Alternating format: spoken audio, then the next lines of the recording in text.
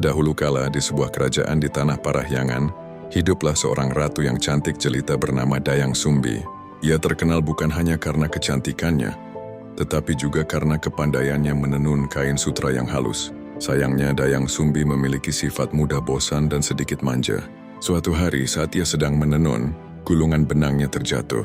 Karena malas untuk mengambilnya sendiri, ia bersumpah dengan lantang, "Siapapun yang mau mengambilkan benang itu untukku, bila ia laki-laki akan kujadikan suami, bila ia perempuan akan kujadikan saudara." Tak disangka, yang datang mengambilkan adalah seekor anjing jantan bernama Tumang, peliharaan istana.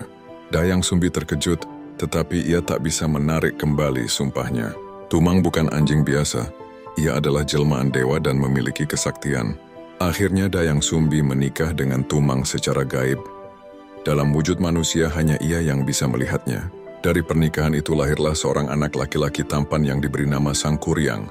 Diwa, masa kecil Sangkuriang tumbuh menjadi anak yang cerdas, kuat dan gemar berburu di hutan. Ia tidak tahu bahwa Tumang, anjing yang selalu menemaninya berburu, sebenarnya adalah ayah kandungnya. Dayang Sumbi merahasiakan hal itu karena takut anaknya tidak bisa menerima kenyataan. Suatu hari Dayang Sumbi meminta Sangkuriang berburu kijang untuk dijadikan santapan. Namun di hutan Sangkuriang tak berhasil mendapatkan buruan. Ia pun kesal, lalu memerintahkan Tumang untuk mencari kijang. Tumang menolak, karena ia tahu Dayang Sumbi sebenarnya tidak membutuhkan kijang untuk makan, melainkan sedang mengujinya.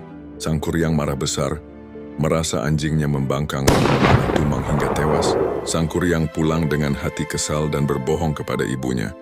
"Ibu, ini daging kijang yang ibu minta." Dayang Sumbi yang tak tahu apa yang terjadi segera memasak daging itu. Setelah makan, ia bertanya, "Sangkuriang, di mana Tumang? Mengapa ia tak pulang?" Sangkuriang menjawab santai, "Tumang malas berburu, jadi aku membunuhnya." Mendengar itu Dayang Sumbi sangat marah. Ia menghantam kepala Sangkuriang dengan senduk nasi hingga terluka. Sangkuriang yang sakit hati dan merasa tak lagi disayang, pergi mengembara jauh meninggalkan rumah. Pertemuan yang tak disangka bertahun-tahun berlalu. Dayang Sumbi tetap awet muda karena anugerah dewata.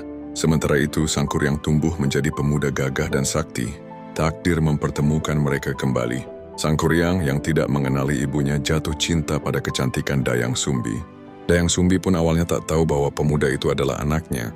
Namun suatu hari Dayang Sumbi melihat bekas luka di kepala Sangkuriang, tepat di tempat ia dulu memukulnya. Saat itulah ia sadar bahwa lelaki yang melamarnya adalah anak kandungnya sendiri.